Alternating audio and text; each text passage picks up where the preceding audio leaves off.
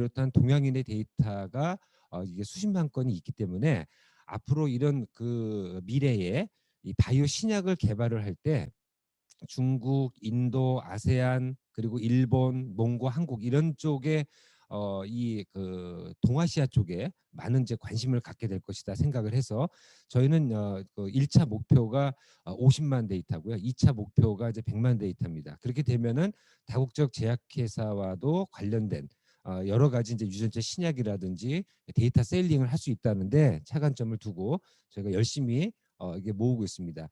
다른 회사들하고의 또 차이점이 뭐냐면 저희는 이것을 데이터만 가지고 있는 게 아니라 언제든지 후속 연구를 할 수 있는 시료, 즉 혈액이나 타액이나 DNA를 가지고 있다라고 하는 그런 장점이 있기 때문에 앞으로 거기에 대한 효용 가치는 매우 크다 이렇게 볼 수가 있겠습니다. 그래서 여기에 따른 여러 가지 분석 그 지식 그 재산권 목록이 있고요. 국내 출원뿐만이 아니라 뭐 등록도 해놨고 그리고 PCT 출원, 즉 해외 출원도 적극적으로 해나가고 있어서 저희의 동남아시아 주 타겟 시장인 인도네시아와 베트남, 말레이시아 등등에 각각 저희가 그 PCT 출원을 해 놓았습니다.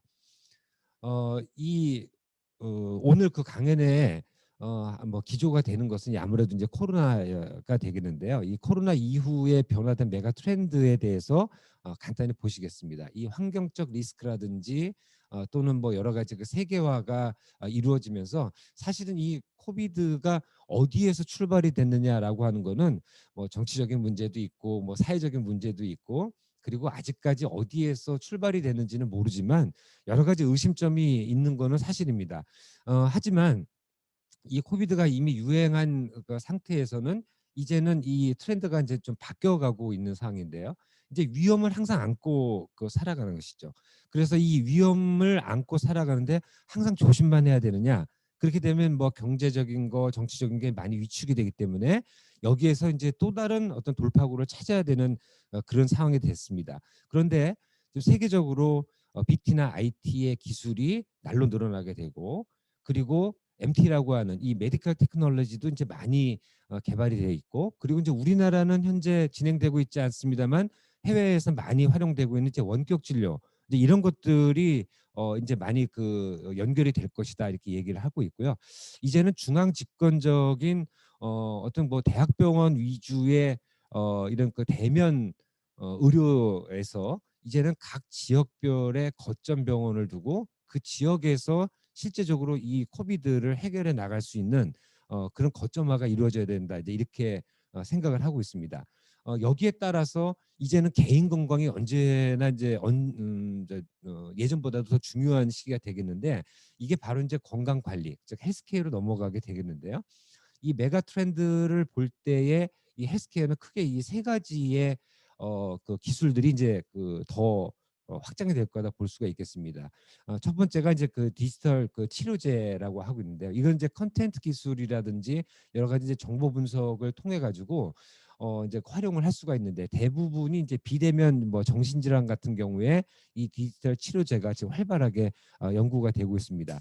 이 사회가 발달이 되고 있으면서 이 정신 건강의 중요성이 언제보다 강조가 되고 있는데 특히나 이 코비드 19 시대가 도래하면서 자기 어떤 행동이라든지 또는 생각이 굉장히 위축이 되면서 이 정신 건강에 대해서 많은 걱정을 하고 있습니다. 특히 최근의 데이터를 보더라도 1년 전보다도 이 우울증에 대한 또는 공황장애에 대한 또는 조울증에 대한 이런 환자들이 좀 많아지고 있는데 앞으로 이 디지털 치료제가 더 확산이 된다라고 하면 자가 헬스케어에 많은 도움이 될 거다 이렇게 얘기를 하고 있고요. 그리고 지금 이제 많이 회자가 되고 있는 인공지능 기반 실시간 질병 진단 기술입니다. 메디젠도 마찬가지지만 이제는 데이터가 쌓여 있다고 해서 모든 게 다 되는 것이 아니라 이것을 얼마나 소비자들에게 접근을 해서 이 소비자들에게 정확한 질병 진단을 하고 예측을 해서 그 사람을 관리할 수 있는가라고 하는 플랫폼이 중요한 그 사항입니다. 여기에서는 이제 의료 빅데이터뿐만이 아니라 자기가 가지고 있는 가족력이라든지 또는 약물의 어떤 정보라든지 또는 기타 자기 그 개인 정보를 분석을 해서 넣고 이걸 이제 자동 진단하는 이제 분석 툴인 알고리즘이라고 하는 게 필요하죠.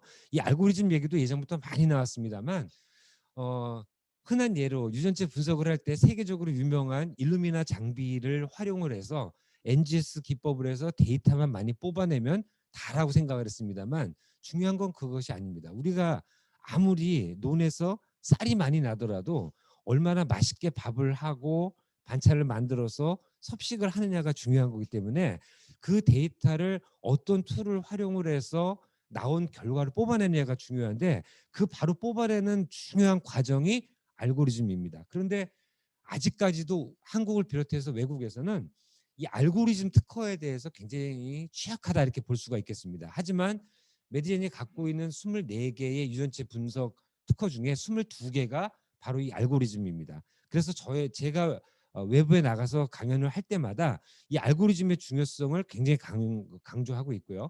이게 앞으로는 AI하고 접목이 돼가지고 조금 더 큰 범위의 특허 상황이 될 것이다. 그렇게 되면 이제 해외에서 우리의 그 기술을 접목을 시키고 이 특허권을 우리가 가져가게 되려면 이 알고리즘에 대한 특허를 더 많이 늘려야 된다라고 볼 수가 있고요.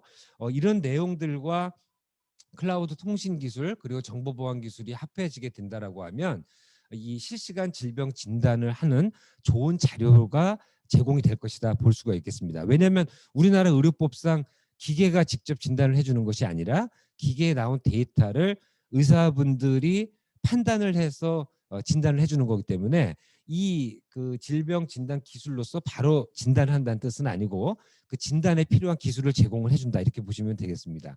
그리고 또 하나는 이 실시간 생체 정보 측정 분석 기술이라고 할 수가 있겠습니다.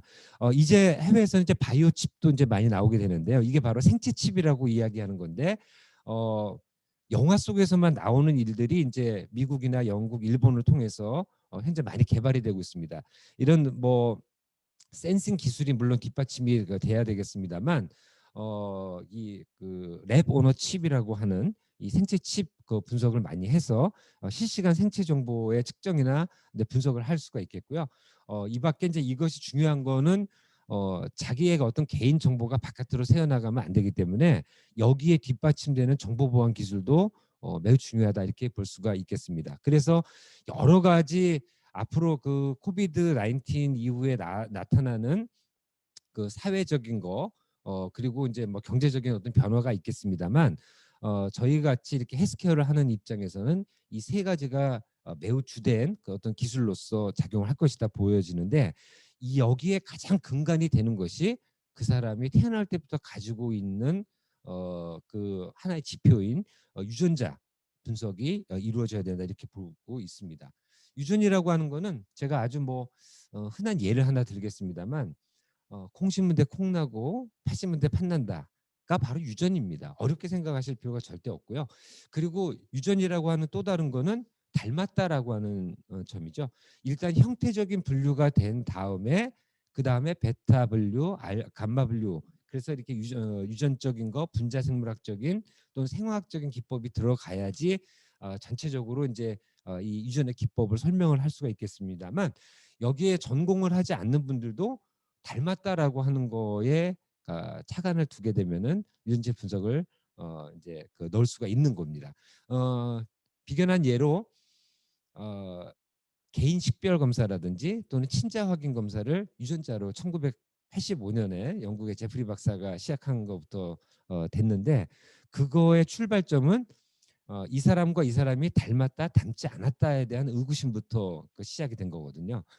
그리고 나의 조상을 찾겠다라고 해서 미국의 엔세스리 DNA나 23andMe가 유전자 분석을 통해서 자기의 유전적인 닮은 것을 찾으려고 노력을 해왔던 것이죠. 그래서 이 유전이라고 하는 것은 자기의 어떤 조상을 찾는다든지 가족을 찾는다든지 여러 가지에서 활용을 할 수 있겠습니다만 이제는 질병 유전체라고 하는 게 연결이 돼서 이런 뭐 바이러스 인펙션에 대한 어떤 적응증 적응 여부 이런 것도 분석을 할 수가 있겠습니다만 질병이나 약물이나 뭐 키나 뭐 학습이나 등등 이런 뭐 유전체 분석을 통해서 모든 분야들이 지금 그 발달이 되고 있다라고 하는 것이죠. 그러면 그 안에 들어간 내용들은 뭐냐면은 이것은 이제 사람의 약 한 60조 정도로 구성이 되어 있는 그 세포입니다. 그 세포 안에 보게 되면 핵이 있고 이 핵 안에 염색체라고 하는 게 있습니다.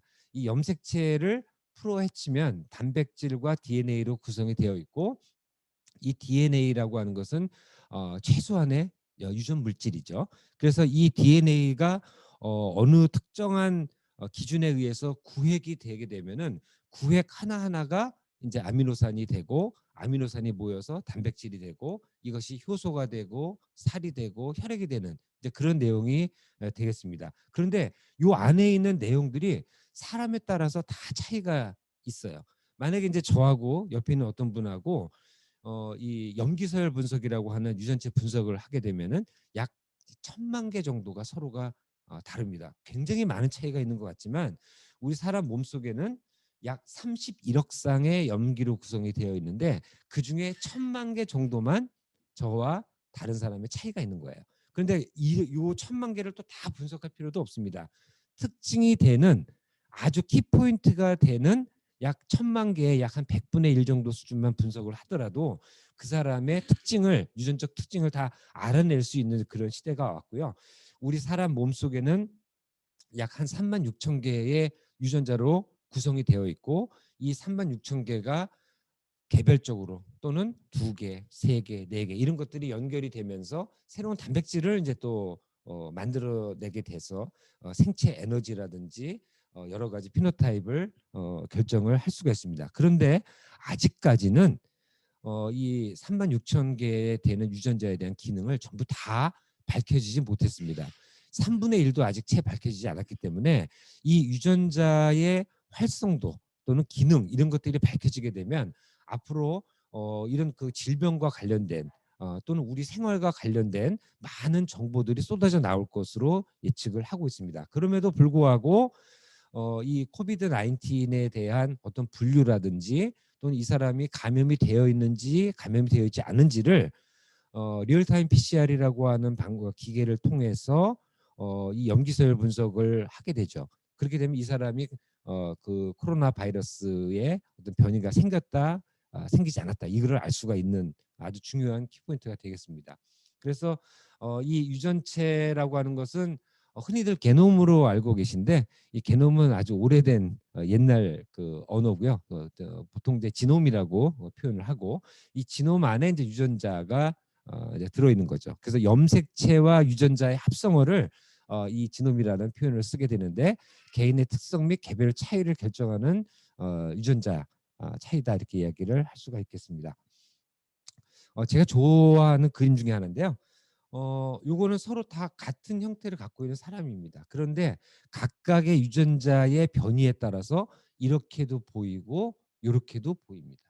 즉 표현형도 이렇게 차이가 있습니다만 내부적으로 들어가게 되면 질병에 대한 감수성, 약물에 대한 반응, 그리고 키, 뭐 비만 정도 이런 등등까지도 전부 다 이 유전자로 설명이 가능하다 이렇게 볼 수가 있겠습니다.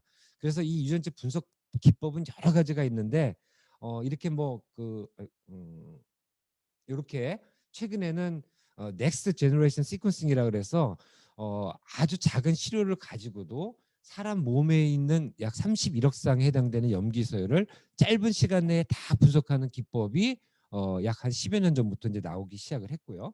그 다음에 그 바로 전에는 이제 GWAS라 그래가지고 조금 전에 말씀을 드렸듯이 약 1,000만 개의 사람과 사람 간의 차이가 있다라고 말씀을 드렸는데 이거는 이제 민족별로 나누어서 약 한 100만 개 정도의 그 차이가 나는 유전체 변이를 칩으로 만들어서 분석을 하는 이제 그런 내용이었습니다. 제가 대학에 있었던 시절에는 이 GWAS 분석을 많이 했고 그리고 이제 최근에 이제 NGS로 넘어오게 되는데 이런 것들을 다 모아가지고 정말 중요한 클루를 제공을 할 수 있는 특징적인 유전자들만 뽑아서 분석을 하는 것들이 이런 이제 그 지노타이핑을 통한 여러 가지 그 분석이라고 이제 볼 수가 있겠습니다. 그래서 NGS다, GWAS다, 지노타이핑이다, 뭐 RT-PCR을 이용한 무슨 결과다. 굉장히 용어는 어렵지만 결국에는 사람에 있어서 가장 중요한 염기 서열을 분석을 한다라고 하는 것은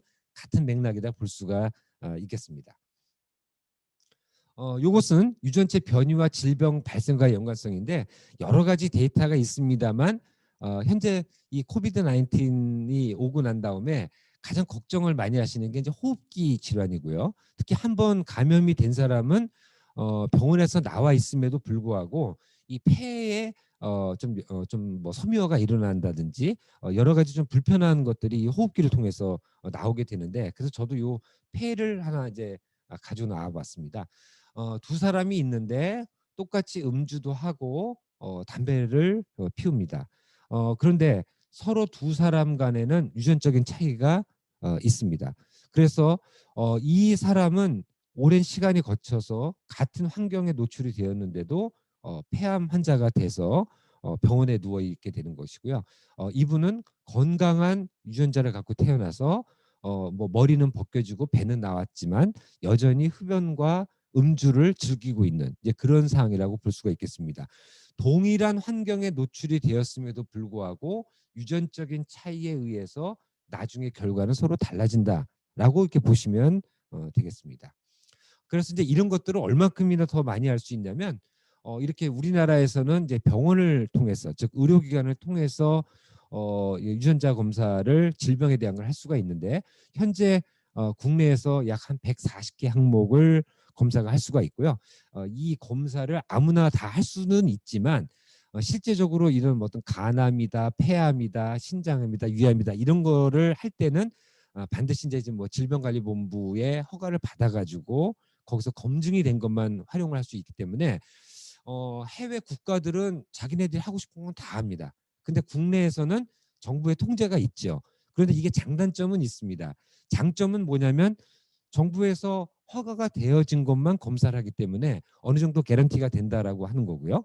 어, 단점이라고 하는 것은 더 많은 거를 할 수 있음에도 불구하고 자료가 부족하거나 거기에 대한 연구가 조금 부족하기 때문에 하지 못한다고 하는 거. 그래서 외국 같은 경우는 약 한 300에서 400개까지도 검사를 할 수가 있는데 국내에서는 이렇게 조금 한정이 되어 있습니다. 그래서 앞으로 중요한 거는 이 검사를 통해서 특정한 분들이 암에 대해서 그 어떤 질병 발생 확률이 높다 또는 호흡기 질환에 대한 감염이 굉장히 빨리 올 것이다. 이거 예측만 하는 것이 아니라 이제는 이제 재발 인자도 검사를 해서 한번 암이 형성이 됐던 분들이 제일 걱정을 하는 게 5년 이내에 재발이 되느냐 안 되느냐. 그런데 사실은 5년 이후에도 재발되는 분들을 주변에서 종종 많이 봅니다. 왜냐하면 5년이 끝났으니까 완치라는 이야기를 쓰거든요. 사실은 질병에 대해서 완치라는 표현은 없습니다. 질병이 앓기 전하고 후하고 똑같을 수가 있나요? 증세의 최소화라는 표현이 저는 더 잘 어울린다라고 생각을 하고 있는데 이런 어떤 걱정거리에 대해서 과연 재발이 되느냐 안 되느냐 기타 또 다른 이제 만성 중증 질환에 대해서도 우리가 걱정을 많이 하고 있는데 이거에 대해서 얼만큼 케어를 해줄 수 있느냐 이제 그런 내용들을 여기서 이제 담을 수가 있습니다. 그리고 이제 이것은 2016년도부터 질병이나 약물을 제외한 나머지 신체 특성에 대해서는 일반인들이 그 회사를 통해서 직접 검사를 할 수 있는 이른바 소비자 의뢰 직접 유전자 검사라고 이제 길게 이야기할 수 있는데 영어로는 간단하게 이 DTC 검사라고 하고 있고요. 한국을 제외한 전 세계의 어떤 나라도 이렇게 의료기관을 통해서 유전자 검사를 하는 것이 아니라 개인이 서로 온라인이나 오프라인을 통해서 이렇게 검사를 할 수가 있는 시스템입니다. 근데 우리나라는 처음에 12종만 검사를 할 수 있다가 최근에는 이제 56종으로 늘어났고 이제 뭐 원래는 이제 올 한 중하반기가 되면은 70종으로 늘어날 거라 생각을 했었는데 아마 내년 초 정도로 이제 좀 딜레이가 된 그런 상황입니다. 근데 여기에서는 아주 캐주얼하게 피부라든지 또는 영양의 일부 또는 이제 뭐 체질량 지수가 들어가 있으니까 뭐 비만하고도 좀 연관이 될 수가 있고요.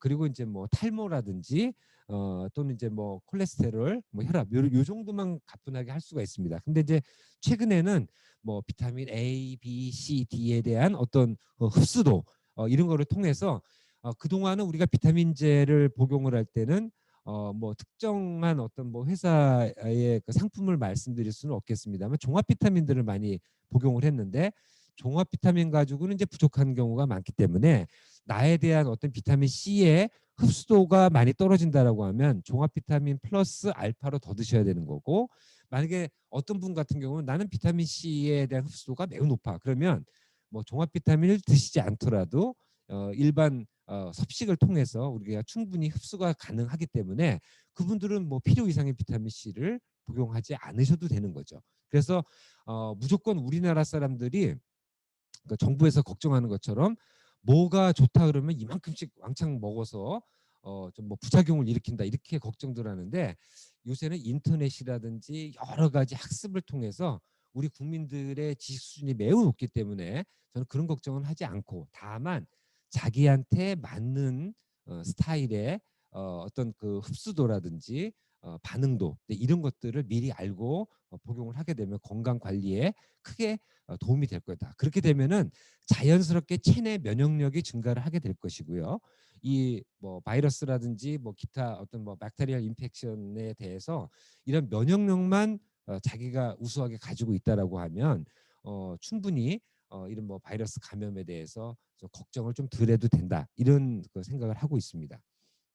그리고 이제 해외에서는 이런 여러 가지 유전자 검사에 대한 규제가 없기 때문에 우리의 그 건강 증진을 위한 운동이라든지 영양이라든지 또는 유아 청소년기에 매우 중요한 뭐 자폐라든지 또는 뭐 고도근시라든지 또는 뭐 정신건강, 이런 것들도 이제 다 측정이 가능하고요. 그리고 이제 최근에 이 흡연 인구라든지 음주가 시작되는 나이가 저는 이제 깜짝 놀랐던 거는 지방에 가니까 초등학생들이 술 담배를 하는 걸 봤습니다. 그런데 그거는 그쪽 사회에서는 굉장히 아주 루틴한 일로 받아들여지는 것이죠. 그래서 저도 아이가 둘이 있지만 우리 애들은 설마 지금 뭐 흡연이나 음주를 할까? 이제 뭐 그런 걱정도 좀 해보기를 하는데, 이것을 이제 니코틴 대사나 니코틴 의존성이라든지 또는 이제 뭐 알코올 흡수도라든지 알코올 중독성, 이런 것들도 이제 미리 측정을 해서 가급적이면 이제 부모님이라든지 학교라든지 기타 뭐 학원 같은 교육기관에서 그 분위기를 굉장히 좀 잘 조성을 해주고, 그리고 여기에 대한 어떤 그 나쁜 영향에 대해서도 좀 많이 계도를 해주는 게 우리 청소년 건강에도 좋기 때문에 이 동남아시아를 비롯한 중국에서도 이 흡연 인구나 음주 인구가 매우 높습니다. 그래서 여기에 대한 그 저희가 그 분석을 통해서 얼러트를 주는 것도 굉장히 중요하다, 이렇게 볼 수가 있겠고요. 그리고 최근에 인도네시아의 대형 제약사로부터 저희가 이제 오퍼를 받은 것이 이런 피부에 대한 거. 이 피부에 대한 것도 뭐 단순하게 뭐 동남아시아 분들은 미백에 대해서 관심이 많다, 전혀 그렇지 않습니다. 미백에만 관심 있는 것이 아니라 이제는 이제 생활 환경이 많이 높아졌기 때문에 뭐 피부 탄력이라든지 또는 뭐 피부 노화라든지 또는 이제 탈모, 뭐 모발 붓기, 이제 이런 것들에 관심이 많아서 이것은 이제 한국의 기술을 많이 이제 도입을 해서 이제 동남아 시장에 이제 그 뿌리려고 하는 이제 그런 내용들이 이제 많아집니다. 이와 같이 유전체 분석은 어, 운동이나 영양이나 이런 정신건강, 피부뿐만이 아니라 앞서 말씀드렸던 질병과 약물, 이제는 우리 생활에 떨어질 수가 없는 이제 그런 상황이고요. 거기에 나온 데이터들을 충분히 우리가 컨설팅을 받아서 자가 관리를 하게 된다라고 하면 이것이 곧 저는 자가 방역이다, 이렇게 생각을 하고 있습니다. 이것은 이제 실제적으로 사례가 있는데, 이분들은 전혀 자기한테 어떤 뭐 질병에 대한 위험도나 이런 것을 몰랐던 분들인데 어떤 여자분 같은 경우에는 이런 유방암에 대해서 좀 높은 그 예측률이 나와가지고 직접 이제 병원에 가서 초음파 검사를 받고 유방암 초기인 것을 이제 알게 돼서 이제 뭐 맘모톰 시술이라든지 간단한 시술을 통해서 케어가 된 상황이고요. 이 55세 남자분 같은 경우도 이제 이런 뇌졸중 을 이제 집중 관리를 받았는데 나중에 알고 보니까 이 뇌졸중에 대한 가족력이 있다라는 것을 알게 된 거죠. 그래서 이분은 금연도 하시게 되고 꾸준한 운동 그리고 정기적인 병원 진료 이것을 이제 받게 돼서 아직까지도 저희하고도 지금 연락을 하시는 분인데 뭐 주변 분들에게도 많이 이제 소개도 해주시고 그래서 이런 것들이 이제 입소문이 나게 되면은 이제는 병원 가기 전에 내가 먼저 자가 관리를 하고 그 다음에 거기서 이제 조금 엑스트라로 어떤 일이 벌어질 때만 병원에 가서 진료를 받는 것들이 굉장히 좋은 그 상황이다 볼 수가 있겠습니다. 이것은 이제 뭐 매경에 나온 내용들인데 저희 회사에서 이렇게 한 가게에 대해서 이제 분석을 했을 때 관상동맥 질환, 이형 당뇨병에 대해서는 적어도 중간이나 아주 집중을 해야 되는 이제 그런 형태로 나왔고 반대로 이런 뭐 눈에 대한 녹내장 같은 경우는 좀 유전적으로 큰 변이가 나타나지 않았기 때문에 이분들은 이 혈관이라든지 당뇨를 조심하는 이제 그런 식이나 운동을 컨설팅 받은 케이스입니다.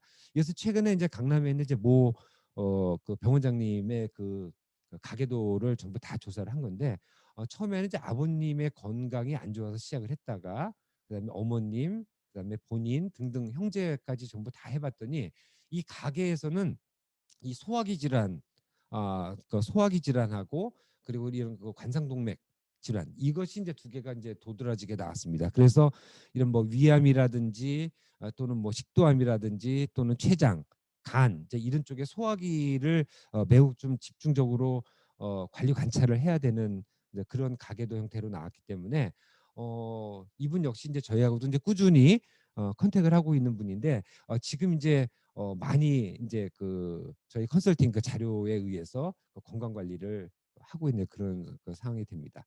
그래서 이런 것들을 이제 어떻게 적용을 시킬 것이냐. 이제는 유전자 검사만 해서 사업을 하는 시대가 지났기 때문에 이것을 이제 저희가 인공지능이나 음성 인식, 서비스형 로봇, 헬스케어 로봇을 하고 있는 회사와 그리고 이 지능형 의료기기를 만드는 회사 그리고 이제 저희처럼 이렇게 데이터들이 많이 있고 이제 그 개개인의 사람에 대한 어떤 정보를 가지고 있기 때문에 이런 세 개 회사가 지금 모여서 융합 의료기 제조를 현재 그 진행을 하고 있습니다. 결국에는 요 안에 있는 것들이 이제 인공지능형 내용들이기 때문에 이 인공지능형 내용과 이 빅데이터가 시너지를 일으켜서 결국에는 이것을 이제 지능형 의료기기인데 병원 납품형도 만들 수가 있고 개인 형도 만들 수가 있기 때문에 앞으로는 이것이 국내외 시장에 많이 보급이 될 것이다 이렇게 예측을 하고 있습니다. 또 한 가지는 이런 어떤 하드웨어나 소프트웨어 그리고 이제 진단 장비들에 대해서 저희가 각각의 회사의 장점들을 가지고 유전자 DB라든지 헬스케어 AI 판단이라든지 진단 키트를 제조를 하는 이런 세 개가 너무나 잘 어울리는 형태다. 그래서 앞으로는 이런 것들이 굳이 유전자뿐만이 아니라 생체 지표라고 표현을 하는 바이오마커들이 여기에 유전자를 대신해서 들어가도 여기에는 같이 나온다는 것이죠. 그래서 저 같은 경우에는 유전자가 모여지게 되면은 단백질이 나오게 되고 그 단백질 자체가 바이오마커이기 때문에 바이오마커들 중에 하나이기 때문에 이런 것들을 저희가 이제는 유전자 플러스 그리고 이제 프로테오믹스라고 이야기하는 단백질체에 대한 바이오마커를 여기에 더 장착을 시키게 된다라고 하면 조금 더 정밀해진 그 의료기기를 만들 수 있다. 이제 이렇게 판단을 하고 있고 이제 조만간 여기에 대한 출시가 이루어지지 않을까 생각을 하고 있습니다. 두 개 다 저희 회사보다 큰 중견기업들이고 전부 다 코스닥과 그 기타 이제 다른 상장 그 회사들이기 때문에 아주 뭐 좋은 결과가 있을 것이다 이렇게 예측을 하고 있습니다. 뿐만 아니라 뭐 특정한 병원이 부각돼서 좀 그렇긴 합니다만 이런 그 임상이나 유전체 데이터와 앞서 말한 AI 분석의 일부를 의료 정보를 여기다 넣게 되면은 비대면 자가 측정 기기가 나오게 되겠죠. 이것을 이제 부민병원이라든지 뭐 기타 대학병원들과 같이 이제 어우러지게 된다라고 하면 그 각각의 의사분들이 갖고 있는 노하우를 여기다 같이 또 넣을 수가 있게 됩니다. 그러면 저희가 화상으로 회의를 하게 되고 화상으로 세미나를 하는 시대가 있듯이 이제는 이제 뭐 비대면적으로 진료를 볼 수 있는 시대가 올 것이고 그 이전에 자가 측정을 할 수가 있어서 자기 데이터를 의사와 공유를 해서 거기에서 실시간적으로 어떤 그 진료를 받을 수 있는 이제 그런 시대가 올 것이고요. 여기에 맞춰서 저희가 이렇게 아주 포터블 형태의 의료기기를 우리가 누구나 다 가지고 있는 이 휴대폰하고 연동을 시키겠다라고 하는 게 저희들 생각입니다. 그래서 앞에서 나와 있는 이런 것들을 통해서 의료기기도 만들고 이렇게 돼서 자가 측정을 할 수 있는 기계도 만들겠다라고 하는 게 저희들의 생각입니다. 여기에 들어가는 유전자들은 아무거나 랜덤하게 셀렉션을 하는 것이 아니라 저희가 가지고 있는 어떤 특화된 이 진 네트워크 분석 기법을 통해 가지고 특정한 질병에 관련되어 있는 여러 개의 유전자들이 마치 그물망처럼 되어 있습니다. 누구나 생각은 할 수 있지만 이것을 어떤 방법으로 분류해내고 그 질병을 어떤 유전자를 써서 좀 더 확실하게 예측을 해주느냐라고 하는 기법이 중요한데요. 이 안에서는 앞서 말씀을 드린 알고리즘이라고 하는 과정이 들어가게 됩니다. 그 알고리즘을 특허로 만들어서 이 안에 장착을 하게 되면은 여러 질병하고 내가 어떤 거를 검사를 해야 되나라고 걱정을 하지 않으셔도 되는 거죠. 이미 이제 이렇게 플랫폼화 되어 있으니까요. 그래서 이제 이런 것들을 저희가 이제 국내 특허 출원을 해놨고 PCT 출원을 해놨습니다. 그래서 이게 이제 등록이 되게 되면 앞으로 이런 기법을 쓰지 않을 수 없는 이제 그런 그 상황이 되기 때문에 저희 그 국내 기술로 저희 기술로 만든 것이 이제 해외에도 이제 많이 활용이 될 것이다 이렇게 보여지고 있습니다. 현재 우리나라의 유전체 검사 의료기관의 증가는 점점 많아지고 있고요. 그리고 여기에 대한 서비스 항목도 특히 이제 그 증가를 하게 되는데 아무래도 이제 국내에서는 이제 암이 이제 가장 이제 그 검사 확률이 높아지고 그 다음에 이제 뭐 뇌졸중, 치매, 그다음 관상동맥 질환 등등으로 이제 나갑니다. 그런데 최근에는 이 저희의 그 검사의 특징은 소비자들이 직접 골라서 검사를 할 수가 있는 거거든요. 근데 아무래도 이 코비드 19이 오고 난 다음에는 앞서도 말씀을 드렸듯이 이 호흡기 질환과 면역 질환에 대한 관심이 예전보다 훨씬 더 커졌습니다. 그래서 본인의 어떤 면역력이 일반 평균에 비해서 떨어진다 그렇게 되면은 면역력을 증가시킬 수 있는 생활 환경을 교정을 시키고 있다라고 하는 이제 그런 아주 반가운 소식들이 있기 때문에 우리가 만든 이런 검사 플랫폼이 이 코비드 19 시대에서도 충분히 활용이 가능하구나 이렇게 볼 수가 있겠습니다. 그래서 국내에서는 현재 이제 유전자 회사들이 이제 많이 나와 있기 때문에 그 회사가 그 회사고 저쪽 회사에서 말하는 게 이쪽 회사에서도 이야기하고 누구나 다 이야기합니다. 우리가 삼성이나 LG나 소니나 필립스에서 나온 TV나 전자기기를 보게 되면은 다 거기서 거기 같지만 여러분들은 충분히 가서 판단을 할 수가 있습니다. 내가 원하는 크기, 인치가 서로 다르고요. 회사마다. 그리고 색상도 되고 그리고 그 안에서 나오는 뭐 열감이라든지 많은 것을 여러분들이 알고 난 다음에 나에게 맞는 가전제품을 선택을 할 수가 있겠죠. 그런데 이 유전자 회사들도 마찬가지입니다. 뭐 누구든지 다 최고 기술을 갖고 있다라고 하지만 그 기술 자체는 로데이터인데 그 로데이터 분석을 해주는 거는 불행히도 우리나라에서 만들지 못하는 외국에서 수입을 해다 쓰는 그런 기계를 통해서 쏟아지는 부분이 없거든요. 중요한 건 그 로데이터를 얼마나 잘 꿰서 우리 생활에 필요한 플랫폼으로 가지고 들어가느냐가 중요한 건데 그런 기술에 관련된 지적 재산권이 있느냐 없느냐 그리고 이거를 활용해서 시장에 내놨을 때 시장의 반응이 어떠냐 이것이 다른 어떤 분야들하고 융합이 가능하느냐 그리고 코비드를 비롯해서 현재 많이 특정한 나라들에서 발생되고 있는 그 질병에 대해서 얼만큼 예방을 할 수 있느냐 그런 툴을 갖고 있느냐 이런 것들을 판단을 하게 된다고 하면 아마 굉장히 소수로 좁혀질 것이다 이렇게 보고 있습니다. 그래서 이 국내 유전자 검사는 마치 어떤 분들은 이 유전자를 의료 쪽에다 넣는 경우도 있어요. 그런데 의료가 먼저냐 바이오가 먼저냐 당연히 바이오가 먼저죠. 이 바이오를 시작을 했던 것이 바로 유전자이고요. 그래서 이 유전자의 검사 시장은 정부의 규제가 그동안은 많이 있었지만 앞으로는 이 규제 개선에 대한 개선책들이 많이 나오고 현재 있고 앞으로도 더 나올 것이고요. 그렇게 됨으로써 정부의 규제가 개선이 되면서 이 유전자 기반 또 AI 기반을 통한 여러 분야의 발달과 시장 형성이 나올 것이다 이렇게 볼 수가 있겠습니다. 그리고 이 항노화나 헬스케어가 이런 그 질병 감염뿐만이 아니라 인구 고령화로 인해서 이 노화에 대한 관심이 많기 때문에 점점 이 시장도 이제 커져 나갈 것이다 그 생각을 하고 있는데, 이 신체 노화 상태를 진단을 하고 노화와 관련된 질병 발생도 측정을 하고, 그리고 일반 분들한테 내가 노화가 되어가고 있다 안 되어가고 있다를 뭘로 제일 처음에 알 수 있습니까? 라고 여쭤보면 거의 90%가 피부입니다. 피부. 근데 저는 그렇게 생각하지 않거든요. 노화에 가장 오고 있는 게 뭔가 같냐? 저는 혈관이라고 보거든요. 왜? 여러분들이 1km를 걸었을 때 숨차는 정도, 또는 땀을 쏟는 정도, 그리고 피곤도, 이런 거를 보게 되면은 나이가 들어가고 있구나라고 하는 것을 알 수가 있겠죠. 그런데 이것을 꾸준히 관리를 하게 되면 비록 피부는 좀 주름이 많이 생기고 하겠지만 저는 그 훈장이라고 생각을 하는데요.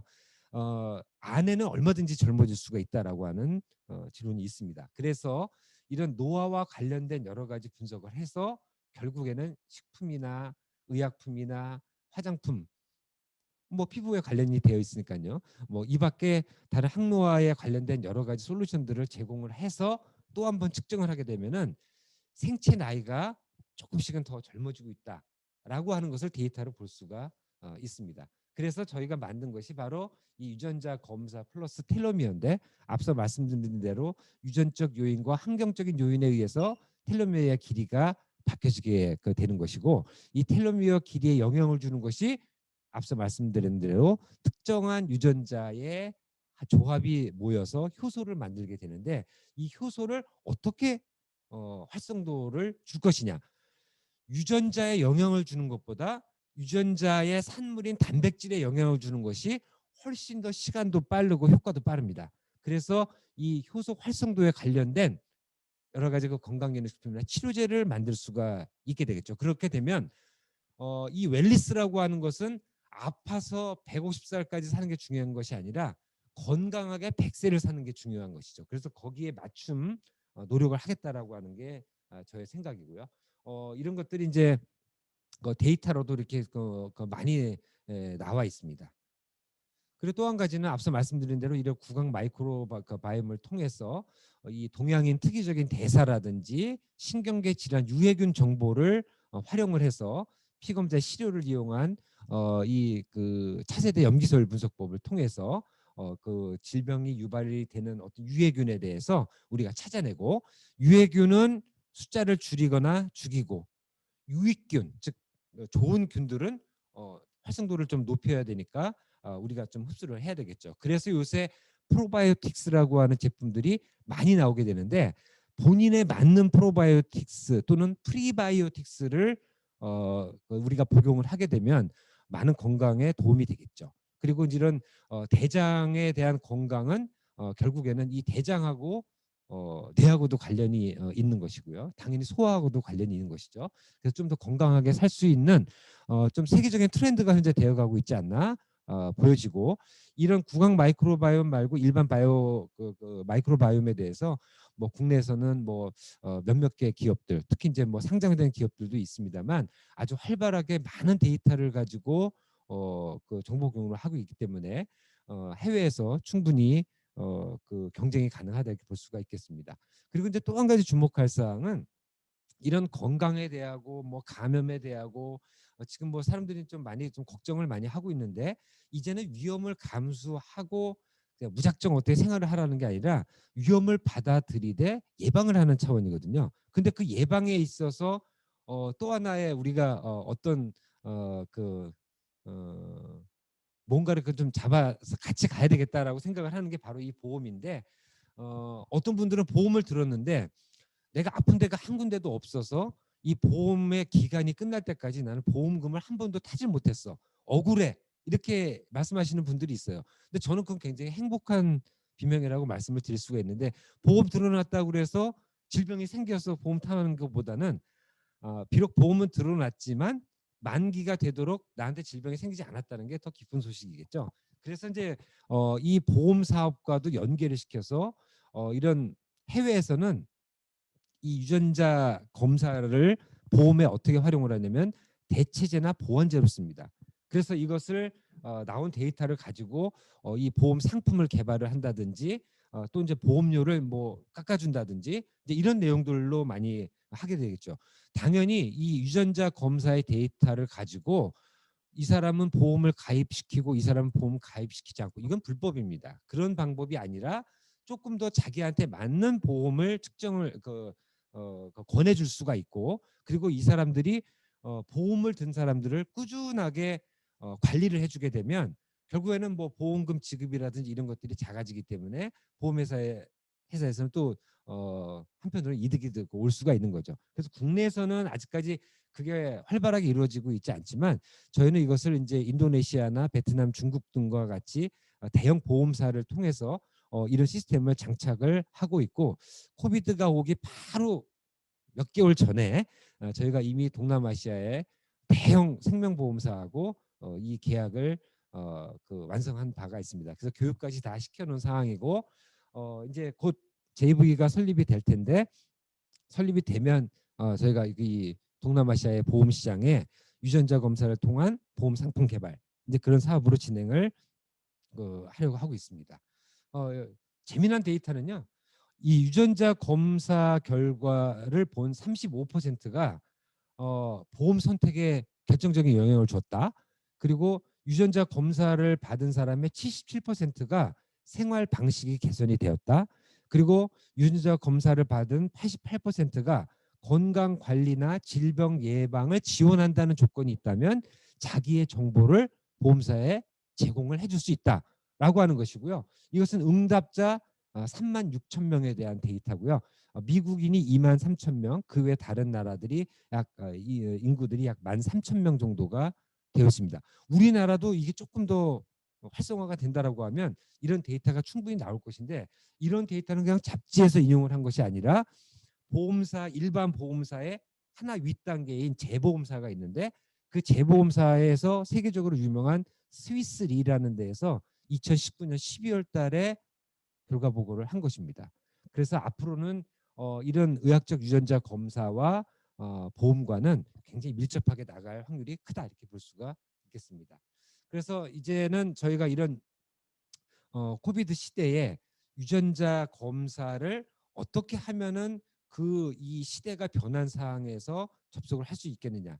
유전자 검사도 하는데 코비드 감염에 조금 더 감수성이 높은 분들 그렇지 않은 분들을 우리가 좀 분류를 해내고 거기에 맞는 여러 가지 솔루션을 의사, 뭐 한의사, 약사, 기타 바이오 전문가들하고 협업을 통해서 정말 정확한 솔루션을 제공을 해주겠다라고 하는 게 저의 그 목표입니다만 이것이 이제 헛된 꿈이 아니라는 것이 이 글로벌 질병 예측 유전자 검사 시장이 계속 그래주얼리 올라가고 있고 웰리스 시장조차도 같이 올라갑니다. 그러면 질병과 웰리스가 동시에 이 시장이 커지기 때문에 세계에서도 약 2025년이 되면은 4조 6천억 시장으로 올라가게 될 것이다. 근데 하지만 우리나라는 아직도 천억 시장이 채 되지 않고 있는데 산자부나 보건복지부에서 여러 가지 규제 개선 패턴을 만들어내고 있기 때문에 아마 제가 생각할 땐 내년 2021년 말 정도가 되면 이 천억 시장은 충분히 넘어갈 것이다 이렇게 예측을 하고 있고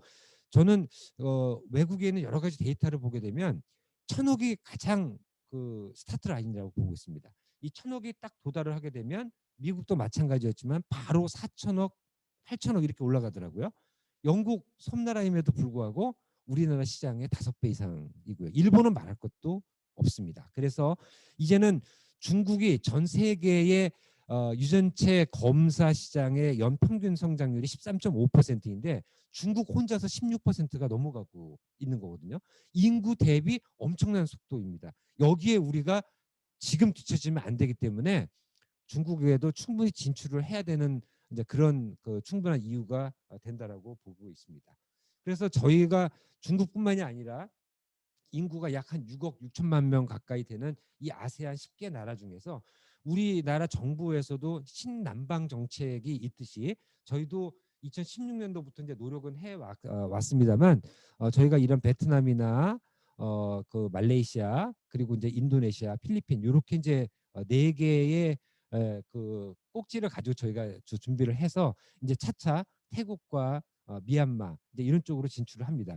사람들이 왜 태국은 먼저 진출하지 않았냐 이랬는데 태국이 뭐 이런 데서 이런 얘기를 얘기해도 될지 모르겠습니다만 워낙에 이제 친일본적인 게 있어가지고 일본의 기업들은 이제 태국에 여러 개 나가 있는데 아직까지 국내 유전체 회사들이 태국에서는 많이 좀 고전을 하고 있는 이제 그런 상황이죠. 그래서 저희가 아무래도 친한국적인 나라들로 이제 먼저 저희가 접근을 했는데 이 네 개 나라의 인구수가 굉장히 만만치 않습니다. 그래서 이 인구만 많다고 좋은 건 아니지만 이 30대 인구층이 증가를 하게 되고 중산층이 증가를 하게 되고 또 젊은 층이 또 이 의료 관광이나 건강에 대한 관심도가 크기 때문에 앞으로 이 아세안 시장은 굉장히 매력적이다 이렇게 볼 수가 있겠습니다. 그래서 이런 유전체 검사 시장뿐만이 아니라 이런 나라의 보험사를 저희가 이렇게 여러 가지 섹터로 나누어서 저희가 진출을 하겠다는 것이고요. 특히나 저희 그 메디젠 휴먼 케어에서 그걸 뭐 만든 것뿐만이 아니라 다른 이제 국내 유전자 회사들도 이제 이런 검사 키트를 많이 만들어내고 있는데요.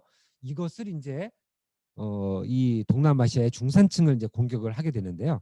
여기에 보게 되면 특히 이제 그 인도네시아 같은 경우는 약국이 약 한 8,300개가 있고 드럭스토어라고 해서 이제 별도로 되어 있는 것이 한 6,600개가 있습니다. 이제 많이 있죠. 여기에 우리나라로 치면 이제 뭐 그 배달 유통 서비스인 이런 고잭이라든지 할로닥 같이 의약품 배송 서비스가 굉장히 잘 돼 있기 때문에 이거를 활용해서 이제 이 검체를 수집을 하고 분석을 해서 모바일로 제공을 해주는 것입니다.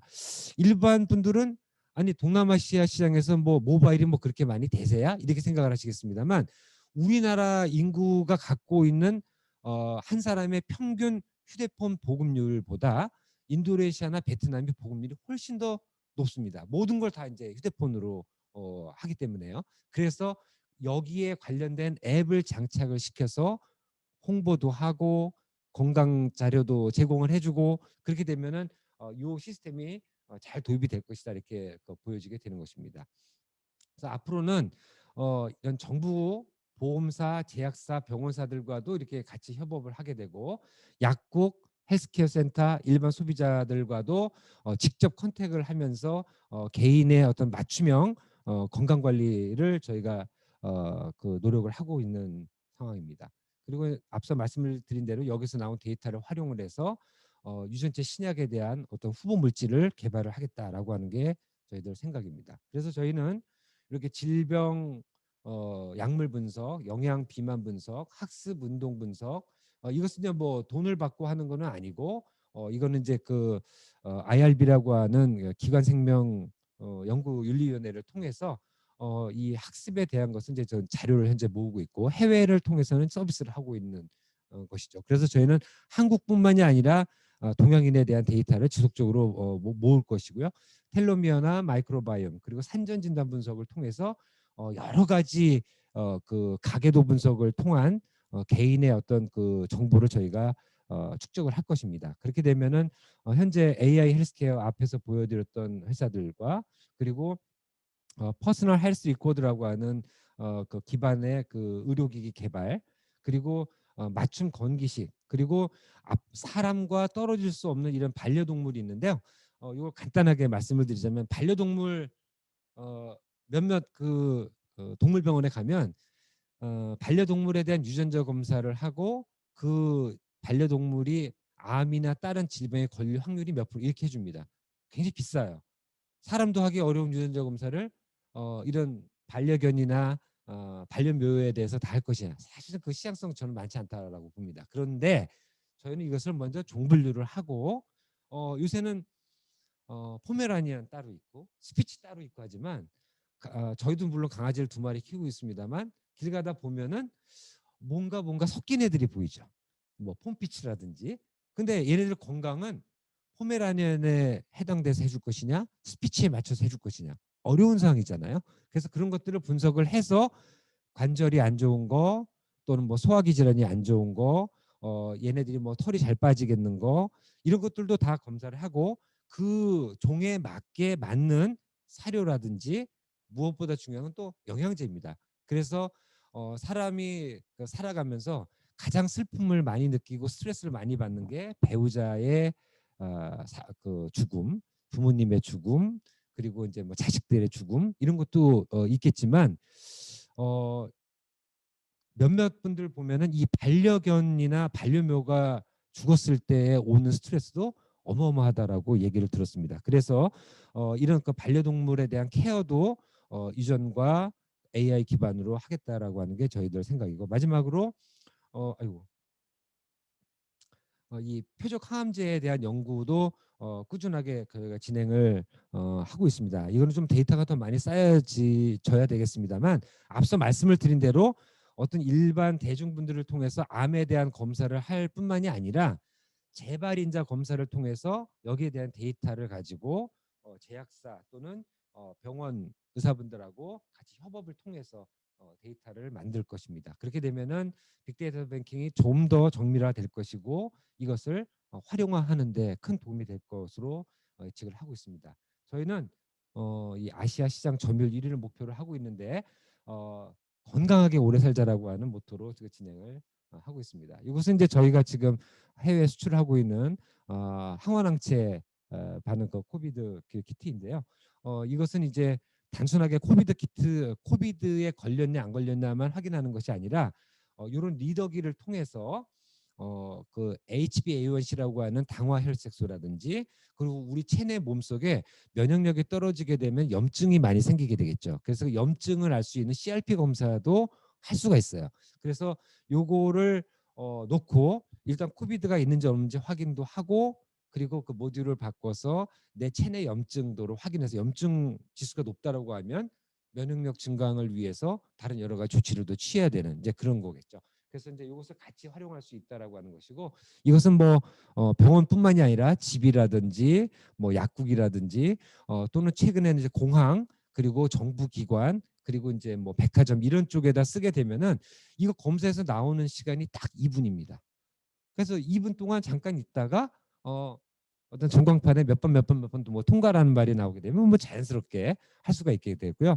여기서 이제 프린팅도 이제 가능하다 이렇게 볼 수가 있겠습니다. 그래서 이것은 저희가 현재 해외 그 진출해 있는 모습들이고요. 이분이 이제 인도네시아의 재계 2위 그룹인 살린 그룹의 그 회장님이시고요. 요거는 이제 인도네시아에서 가장 큰 인도라이프라고 하는 보험회사를 통해서 저희가 이제 교육을 통해서 보험에 진출을 하고 있고, 이 회장님은 작년에 저희 회사를 방문을 직접 하셨습니다. 이것은 이제 말레이시아의 그 마인츠 그룹하고 저희가 그 협업을 맺었고, 이분은 이제 그 말레이시아 보건복지부 차관이십니다. 그래서 저희가 이제 협약을 맺은 것입니다. 이것은 이제 뭐 베트남의 VN 그룹하고도 냈고요. 이것은 이제 너무나 베트남에서 유명한 빈 그룹에서 운영을 하고 있는 빈맥에서 제가 이제 기조연설을 하고 있는 이제 그런 모습입니다. 이것은 이제 우즈베키스탄의 식약청하고 그 MOU를 맺어서 이제 이번 11월 말에 직접 방문을 하시는데 이제 기술 이전 본계약을 체결할 예정에 있습니다. 이상입니다. 감사합니다.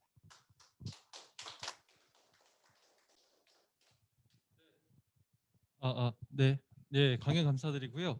저희 포럼이 나날이 발전하고 있습니다. 무선 마이크가 생겨서요. 질문이 가능해졌는데요. 질문하실 분 혹시 계실까요? 네. 감사합니다. 이미 말씀해 주셨을 것 같기도 한데 두 가지가 궁금한데요. 한국에서 DTC 검사 대상이 확대될 것인가, 언제쯤 확대될 것인가 하나 하고요. 두 번째는 한국에 있는 그 유전차 검사 업체들의 수익성은 장래에 좋아질 것인가 하는 겁니다. 매우 어려운 질문이신데요.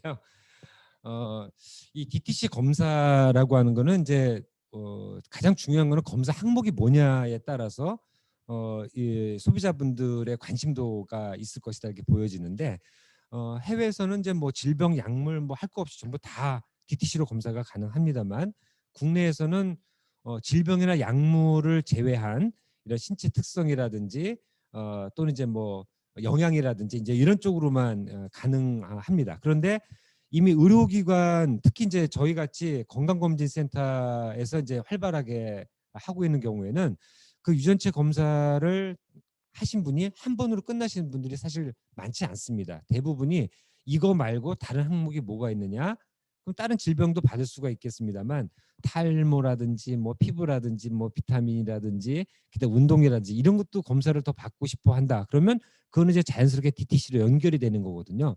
그래서 처음에 저희도 DTC 시작할 때는 1년 매출이 1,000만 원도 안 됐습니다. 그런데 이게 1년 딱 지나니까 1억으로 늘어나요. 올해는 더 되겠죠. 그래서 이제 뭐 3년 차 시작을 하고 있는데 어떤 특정한 회사는 이런 건강기능식품 전문 네트워크 마케팅 뭐 다단계 회사일 수도 있는데 그 회사하고 같이 콜라보를 하면서 지금 수익을 또 많이 올리고 있는 상황입니다. 그래서 이 DTC는 단순하게 그 검사만 가지고는 안 되고 검사 다음에 어떤 솔루션을 갖고 있느냐에 따라서 확대가 충분히 가능하고 일반 소비자들로 충분히 대중화가 될 수 있다. 이렇게 보여집니다. 그리고 유전체 회사들의 수익성은 현재까지는 이 검사 자체만으로는 적자인 회사들이 거의 99%입니다. 그런데 이게 이제 그 규제 때문에 막혀 있던 시장이 점차적으로 열리면서 저희 같은 경우도 사실은 올해가 BEP가 넘어가는 시점이다 이렇게 생각을 하고 있었습니다. 이제 코비드 때문에 검사 인원수가 줄어들고 건강검진을 많이 안 받으시다 보니까 건강검진이 이제 뭐 다행히 내년 6월까지 이제 또 연장이 된다라고 하는 이제 보도가 있었는데 이게 만약에 제대로 됐었으면은 이 메디젠뿐만이 아니라 지금 좀 크게 하고 있는 메디젠 포함해서 이 5개 기업체들 같은 경우는 수익성이 매우 올라가 있다라고 저는 확신을 합니다. 특히 이제 유전체 분석하고 코비드 19의 진단하고 관련이 많이 있다 보니까 지금 이제 몇몇 개 유전체 회사에서는 코비드 19에 대한 RT-PCR 키트를 만들어내고 또 추가적으로 또 다른 키트를 현재 만들어내고 있기 때문에 이것이 잘못 비춰지게 되면은 유전체 분석 회사가 왜 코비드 키트에 저렇게 매달려라고 생각을 하겠지만 사실은 다 연동이 된 거거든요. 그래서 앞으로 이 수익성은 더 커질 것이다 이렇게 예측을 하고 있습니다. 네. 네, 답변 감사드리고요. 네, 죄송합니다. 끝난 후에 오늘 좀 시간이 오버돼 가지고요. 끝난 후에 질문 부탁드리고 예, 다시 한번 오늘 열띤 강의해 주신 저희 신동지 대표님 예, 큰 박수 부탁드리겠습니다. 네, 오늘 360회 포럼은 이것으로 마치고요. 다음 주에는 가천대 이현 교수님 모시고 이제 하게 됩니다. 다음 주에도 많은 참여 부탁드리겠습니다. 감사합니다.